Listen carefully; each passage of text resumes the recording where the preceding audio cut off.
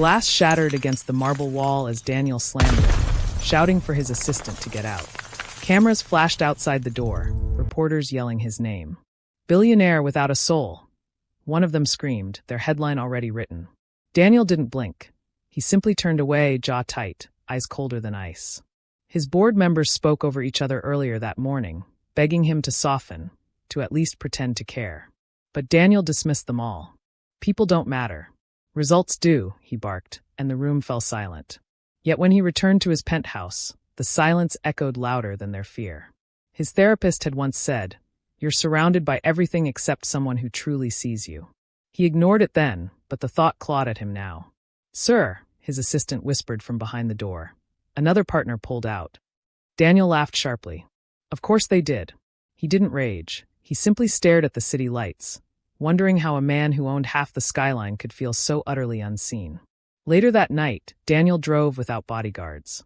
No destination, just escape. He passed highways until skyscrapers melted into dirt roads.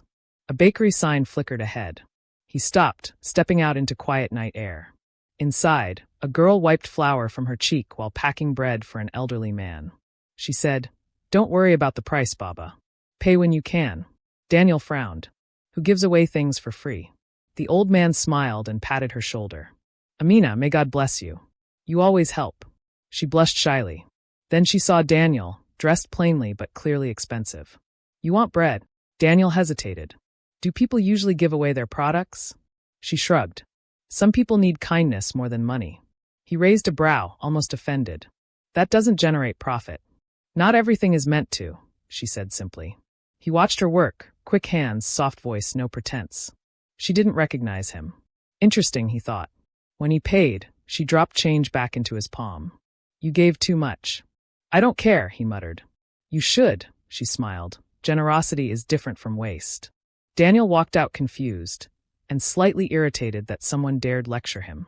The next morning he returned. "Coffee," he ordered. Amina blinked. "Good morning works too." Daniel stared. People rarely corrected him. "Good morning," he forced out. She grinned like she'd just witnessed a miracle. "Better." He sat, watching locals come in, most greeted by name. They thanked Amina not for bread, but for advice, encouragement, small helps. Daniel found himself observing. People trusted her. A boy ran in crying over a broken toy. Amina knelt, fixed it with tape, and handed it back. "There. See? Not all broken things stay broken." Daniel flinched at the line. She glanced at him. "Coffee's ready." "Why do you help everyone?" he challenged. "Why not? It doesn't benefit you." Her gaze softened. "It benefits them." That annoyed him. They should fix their own issues. Amina leaned on the counter. "And you? Do you fix yours alone?" He stiffened. "I don't have issues." "Everyone does," she said gently, "even if some hide them behind expensive walls." Daniel walked out because he didn't like how her words hit too close. But he returned again. And again. Days passed. He became an enigma to the town, quiet, stern, always in designer clothes disguised as casual. Amina teased him once. "You look like you're trying to be normal but failing terribly." Daniel almost smiled.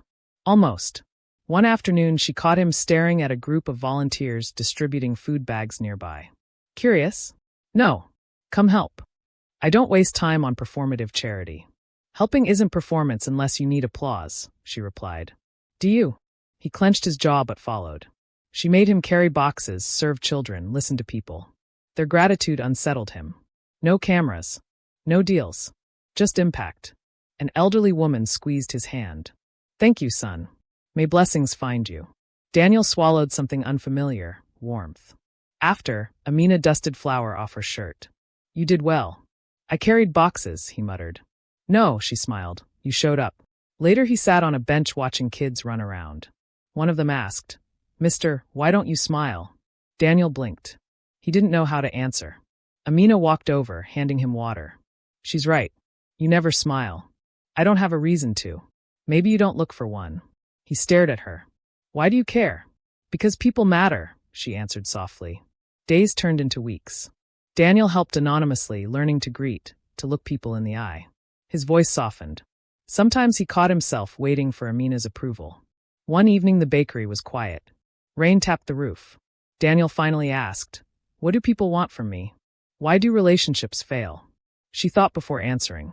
Maybe you think love is earned through grand gestures. But it's proven through small consistencies, respect, kindness, listening. No one taught me that, he whispered. Then learn now. He exhaled shakily. What if I don't know how? Everyone starts somewhere. For the first time, Daniel felt seen. Across town, reporters hunted for him, stocks fell, his company panicked without him. Commentators speculated, the billionaire is missing. Investors are terrified. Daniel ignored the world. Until a journalist spotted him volunteering and snapped photos. The next day, headlines exploded. Missing billionaire found serving food in rural town. Chaos followed. He was confronted by curious locals. Amina stared at him in disbelief. You're Daniel Carter? The Daniel Carter? He nodded slowly. You lied, she whispered. No, he replied, I hid. Why? Because people only see what I have, not who I am.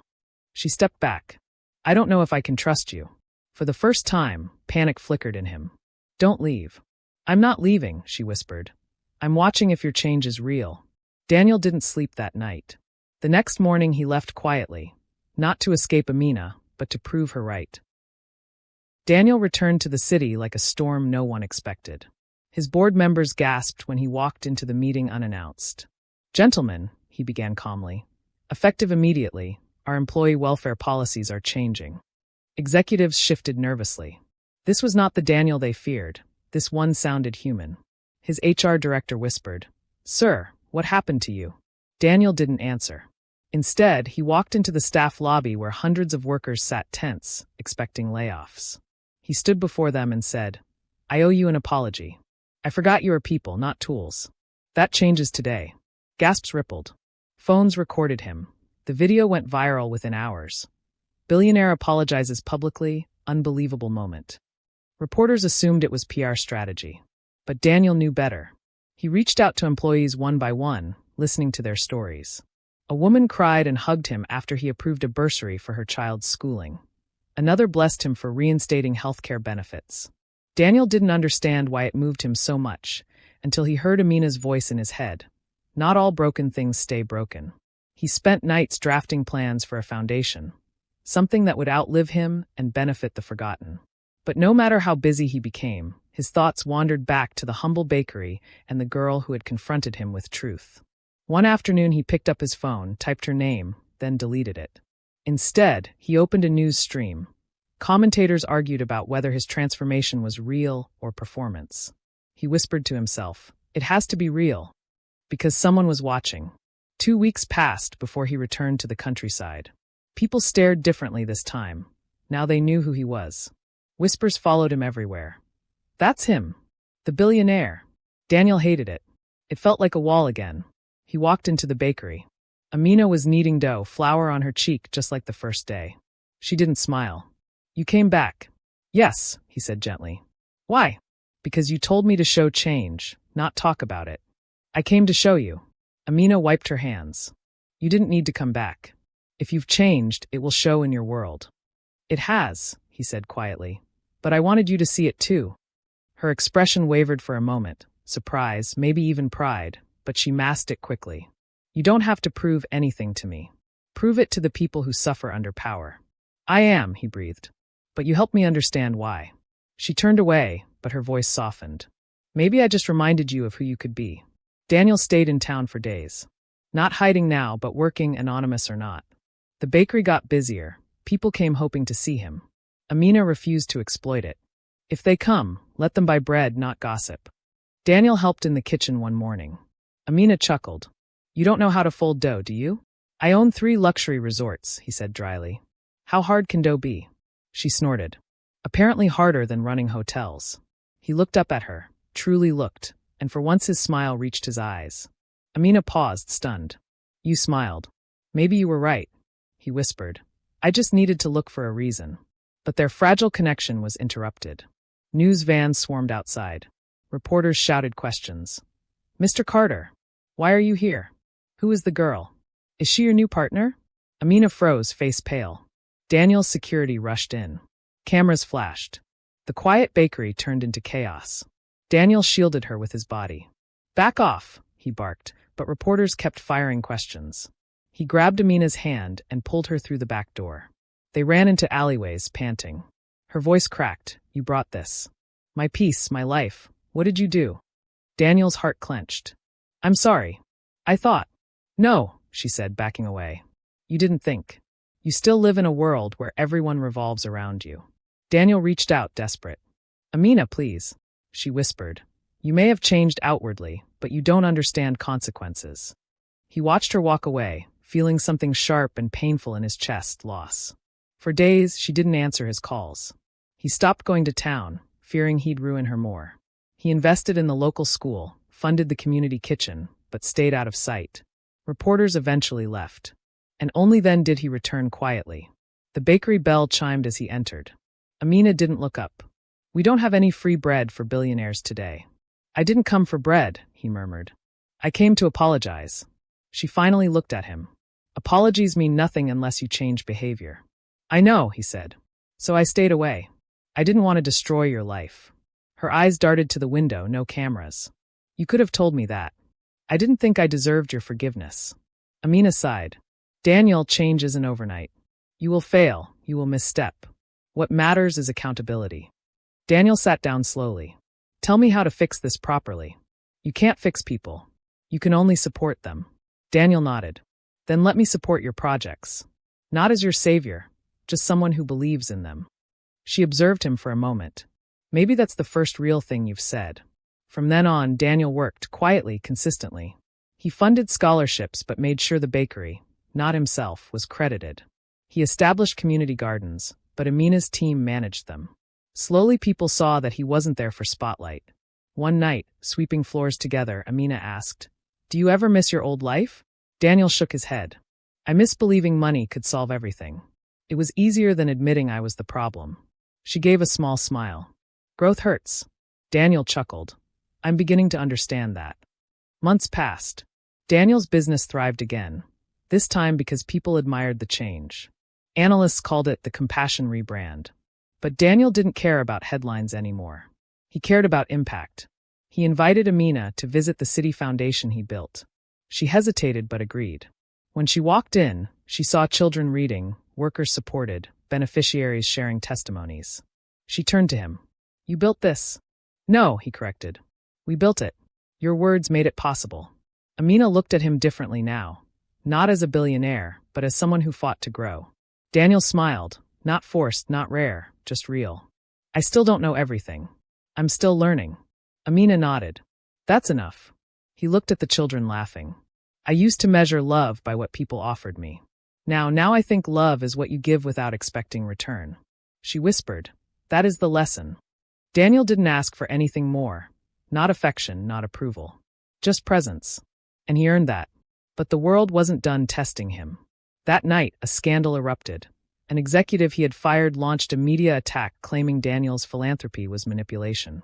Stocks dipped, journalists circled again, old investors panicked. Daniel clenched his fists. He felt his old self rising, the ruthless one. He wanted to destroy his accuser. Amina touched his shoulder. Don't fight fire with fire. Prove them wrong with truth. They're destroying everything I built. No, they're testing it, she replied. If your change is real, it will withstand lies. Daniel exhaled and made a choice to stay calm. The next day, instead of retaliation, he went live publicly. I have made mistakes, he said, but I choose transparency and compassion. Let results speak. And people believed him, not because he argued, but because his actions for months had been visible. A week later, the scandal collapsed, the executive exposed as bitter. Daniel didn't celebrate. He simply returned to the bakery. You didn't fight, Amina said. He smiled. Not with weapons. With patience. Amina nodded. Now you're learning. He laughed softly. From the girl who sells bread. Amina grinned. Bread and wisdom. Daniel leaned against the counter. Thank you for everything. You did the work, she replied. He looked around at the bakery, the foundation updates on TV, the community projects thriving. He whispered. I finally understand why I never smiled. I never earned my joy. And now, he said, smiling easily, I live it. Months passed, and Daniel's transformation became not just a rumor, but a living testimony. City journalists interviewed bakery customers, community workers, and scholarship students. Everywhere, they found the same answer. He had changed, not by speeches but by sweat, humility, and consistency. But Daniel didn't chase those headlines anymore. He chased mornings at the bakery, watching people smile when they walked out with bread and hope. He chased conversations with Amina where silence was comfortable, not heavy. He chased impact, not applause. One day, the mayor announced that the city would honor him with the Humanitarian Award of the Year. It was the kind of event Daniel used to dominate effortlessly. Paparazzi lined red carpets, celebrities filled the hall, flashes went off everywhere. Daniel stood behind the curtain, straightening his suit. His reflection stared back, yet this version looked different. Softer, older but lighter. A familiar voice spoke behind him. Nervous? Daniel turned. Amina stood there, simple dress, calm eyes. You came, he breathed. You invited me, she replied, and I wanted to see if you could stand in front of them without performing. He smirked. We'll find out. When his name was called, he walked up, not with swagger, but with purpose. The applause echoed. Cameras captured every breath. Daniel adjusted the microphone. I used to believe success was measured in towers I built, money I controlled, people I commanded, he began. But the truth is, I was the poorest person in any room. Whispers rippled. What changed me was not fortune but perspective. Not comfort but discomfort. Not applause but accountability. Faces leaned in. I found meaning among those who never expected anything from me. People who valued presence more than power. I learned that impact is not a brand strategy. It is a responsibility. He paused, eyes scanning. I am still learning. And some days I still fail. But change is not a destination, it is daily practice. He stepped back. The hall erupted. After the ceremony, journalists swarmed. Mr. Carter, is Amina your girlfriend? Someone shouted. Daniel didn't flinch. She's a teacher of life. Beyond that, labels don't matter. Amina chuckled later. Teacher? Really? You taught me what no one else dared to say, Daniel replied. She raised an eyebrow. Just make sure you keep learning. He nodded. I intend to. Their bond remained respectful, rooted in mutual growth. Not transactional, not romantic fantasy, but transformative companionship. Amina's bakery expanded into a training center where youths learned business, ethics, and community service. Daniel funded it quietly. The media tried calling it charity. Daniel corrected them. It is investment in people. One sunny afternoon, children ran outside the center giggling. Daniel watched them race along the path he once walked in isolation. A small boy tugged his sleeve. Sir, you smile more now. Daniel crouched. I learned how. How did you learn? By looking for reasons instead of excuses. The boy nodded wisely. Everyone should do that. Daniel laughed, ruffling his hair. Later, he drove Amina to see a new building on the town's outskirts. She frowned. What is this? A community complex. Clinic, library, skills rooms. He paused. A place where no one feels invisible. She turned slowly. And you named it what? Daniel pointed to the plaque. Hope House. No mention of his name. You didn't name it after yourself? He shook his head. Legacy isn't ownership. It's seeds. Amina absorbed that. You've changed more than I expected. Daniel looked out over the field where workers painted walls. But I didn't change so people would clap. I changed so I could live without feeling hollow. They walked through the hallways. Kids were already peeking inside, eager to explore. Daniel watched with quiet pride. Funny, he said. I used to buy rare art, collect cars. None of it felt like this. Amina nodded. That feeling? That's fulfillment. He faced her. Do you know what the hardest part was? Letting go of ego. He smiled. Yes. Ego doesn't evaporate. You tame it daily. The baker girl leaned against the doorway. And now, he replied softly, I understand something. People matter. Not because they belong to you, but because they belong to themselves. Amina gave a rare approving smile. Then you've learned the core lesson. He gestured around. You once said people want to be seen. I finally see them. She glanced at him thoughtfully. And you finally see yourself. Daniel didn't respond. He didn't need to. That evening, there was a humble opening ceremony. No red carpet. No reporters invited. Just residents, bread from the bakery, music from local students, and laughter. Daniel stood among them, blending rather than towering. An old man raised his cup. To the billionaire who learned to smile. Everyone cheered. Daniel didn't deny it, he accepted it. Because now the title was not mockery. It was testimony. As the sun dipped, Daniel walked outside. The same bench he sat on months ago, broken, lonely, silent, was now repaired and surrounded by children drawing chalk shapes. One of them asked, "Are you happy?" Daniel gazed at the sky. "Yes, because I stopped chasing things and started building meaning." Amina approached, handing him a slice of bread. "Your life came full circle. Started with bread, ends with bread." Daniel laughed. "Bread and wisdom, remember?" She nodded. "What now?" He looked at Hope House. "Now I keep serving. Change shouldn't be a one-time headline, it should be a lifestyle." Amina tapped the sign. "Then you're on the right path." He walked toward the children, joining their chalk drawings, showing them how to sketch skylines. They cheered. He smiled, effortlessly. And in that moment, Daniel understood something profound. The greatest empires are not made of glass towers but of people healed, lives impacted, hearts uplifted.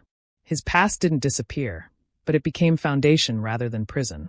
Later, as people drifted home, Daniel stood on the porch, hands in pockets. Wind rustled, carrying memories, carrying hope. He whispered to the night, "Thank you." And somewhere behind him, Amina responded, "You earned it." If you enjoyed this story, don't forget to subscribe, hit like, and drop a comment about your favorite moment. Your support helps more inspiring stories reach people around the world. Stay tuned. More captivating tales are coming your way.